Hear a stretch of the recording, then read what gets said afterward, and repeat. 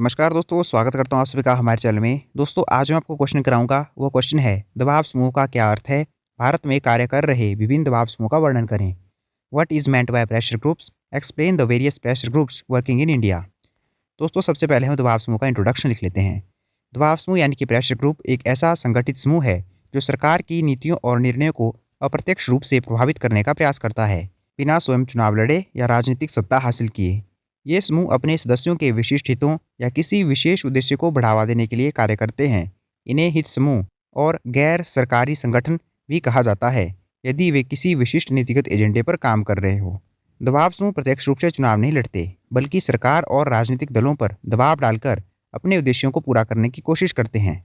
दोस्तों, अब हम देख लेते हैं भारत में कार्य कर रहे विभिन्न दबाव समूह। भारत में एक जीवंत और विविध दबाव समूह परिदृश्य है, जो देश की विशाल सामाजिक, आर्थिक और राजनीतिक विविधता को दर्शाता है। इन्हें उनकी प्रकृति, संगठन और उद्देश्यों के आधार पर कई श्रेणियों में बांटा जा सकता है। सबसे पहले प्रकार का जो दबाव समूह है वो है व्यावसायिक या आर्थिक हित समूह। ये समूह विभिन्न व्यवसायों, उद्योगों या आर्थिक क्षेत्रों से जुड़े व्यक्तियों के हितों का प्रतिनिधित्व करते हैं। उदाहरण के लिए federation of Indian chamber of commerce and industry FICCI व्यापार और उद्योगों के हितों का प्रतिनिधित्व करता है। भारतीय उद्योग परिसंघ CII भारतीय उद्योग के विकास और प्रतिस्पर्धात्मकता को बढ़ाता है। भारतीय किसान यूनियन BKU किसानों के हितों की वकालत करता है और कृषि नीतियों को प्रभावित करने का प्रयास करता है। All India bank employees association bank कर्मचारियों के हितों की रक्षा करता है। दोस्तों, अगला टाइप है ट्रेड यूनियन या श्रमिक संघ। ये समूह श्रमिकों के अधिकारों और कल्याण की रक्षा के लिए संगठित होते हैं। वे बेहतर वेतन, काम करने की स्थिति और सामाजिक सुरक्षा के लिए संघर्ष करते हैं। उदाहरण, भारतीय मजदूर संघ BMS सबसे बड़े ट्रेड यूनियनों में से एक है।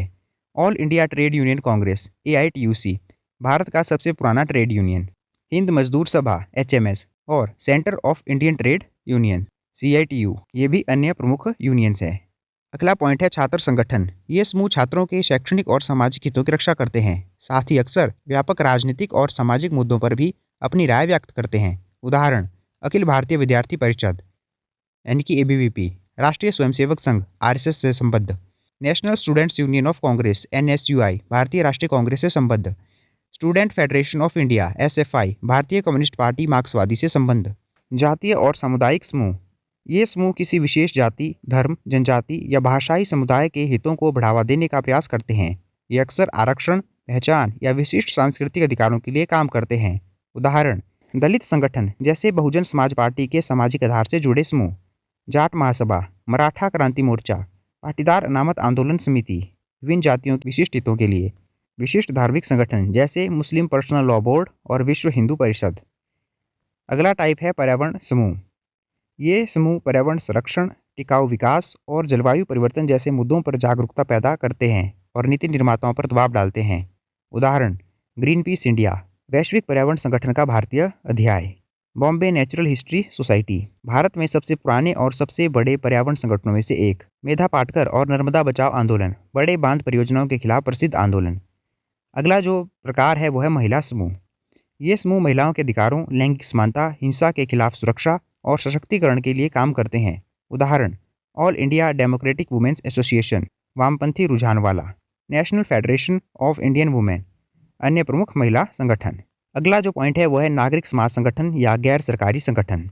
ये व्यापक समूह है जो मानवाधिकार, सुशासन, पारदर्शिता, शिक्षा और स्वास्थ्य जैसे विभिन्न सामाजिक मुद्दों पर काम करते हैं। वे अक्सर सार्वजनिक राय जुटाते हैं और सरकारों को जवाबदेह ठहराने का प्रयास करते हैं। उदाहरण, एसोसिएशन फॉर डेमोक्रेटिक रिफॉर्म्स चुनावी सुधार और राजनीतिक वित्त में पारदर्शिता के लिए काम करता है। RTI कार्यकर्ता और समूह सरकार में पारदर्शिता लाने के लिए।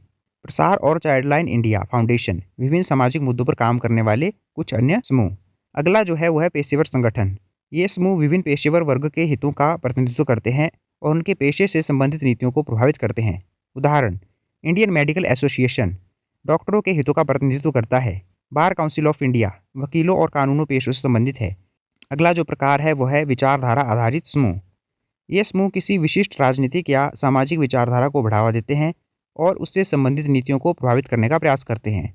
उदाहरण, राष्ट्रीय स्वयंसेवक संघ हिंदू राष्ट्रवाद की विचारधारा को बढ़ावा देता है और कई संबद्ध संगठनों के माध्यम से विभिन्न क्षेत्रों में सक्रिय है।